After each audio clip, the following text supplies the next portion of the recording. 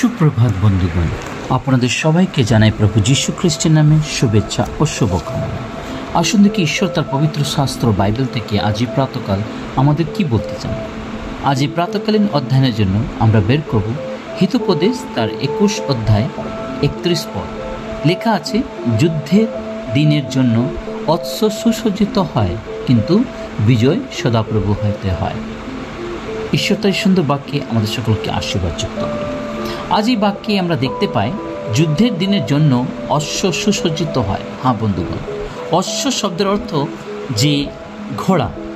যেভাবে যুদ্ধের সময় আমরা জানি, সেই পুরনো সময়ে যখন যুদ্ধ করা হতো তার জন্য সেই ঘোড়া এবং সেই রথকে তৈরি করা হতো এবং সেটাকে সাজানো হতো এবং সেটাকে সম্পূর্ণ সেই সমস্ত বস্ত্র দ্বারা তাকে পরিধান করে তাকে প্রস্তুত করা হতো, যেন সেই যুদ্ধর সেই ময়দানে গিয়ে যেন সেখানে কোনো রকমের যেন আঘাত না লাগতে পারে।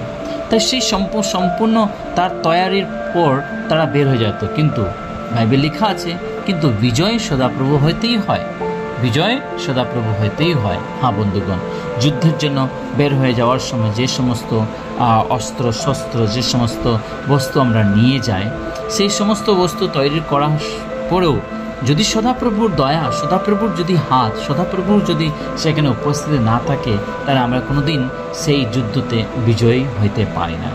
ঠিক তো আজকে আমাদের দৈনন্দিন জীবনে, আমাদের ব্যক্তিগত জীবনে, আমাদের যে খ্রিস্ট জীবনে, আমাদের যে মণ্ডলীর জীবনে, আমাদের মধ্যেও অনেক ধরনের যুদ্ধের মধ্যে আমরা যাচ্ছি। অনেক রকমের যুদ্ধের তৈরি আমরা করছি জীবনের মধ্যে, পরিবারের মধ্যে নানান রকম অবস্থা আমাদের জীবনে এসে পড়ে, যেটা ঠিক যুদ্ধের নিয়ে।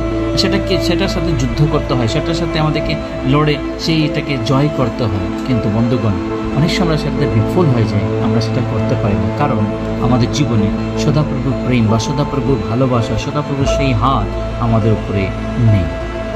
কেন নেই? কারণ আমরা সাংসারিক সমস্ত জীবনের মধ্যে আমাদের জীবনকে সম্পূর্ণভাবে লিপ্ত করে দিয়েছি। আমরা প্রভু থেকে অনেক দূরে চলে গেছি। প্রভুর চরণে, প্রভুর বাক্যের দিকে আমাদের মন নেই, প্রভুর কার্যে আমাদের মন নেই। আমরা শুধু সাংসারিক সমস্ত নিজের জীবনে, দৈনন্দিন জীবনে, নিজের ব্যক্তিগত জীবনের সমস্ত আশাসমূহকে পূর্ণ করার জন্য আমরা লেগে পড়ে আছি। তার জন্য আমাদের জীবনে সেই বিজয় প্রাপ্ত আমরা করতে পারি। সদাপ্রভু আমাদের জীবনে কাজ করতে পারছেন।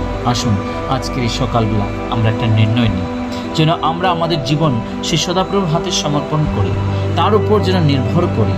তারপর আমরা যা কিছু কাজ করি না কেন, যা কিছু কাজ করতে বের হয় না কেন, সেটার মধ্যে সদাপ্রভু বিজয় দান করতে যাচ্ছে।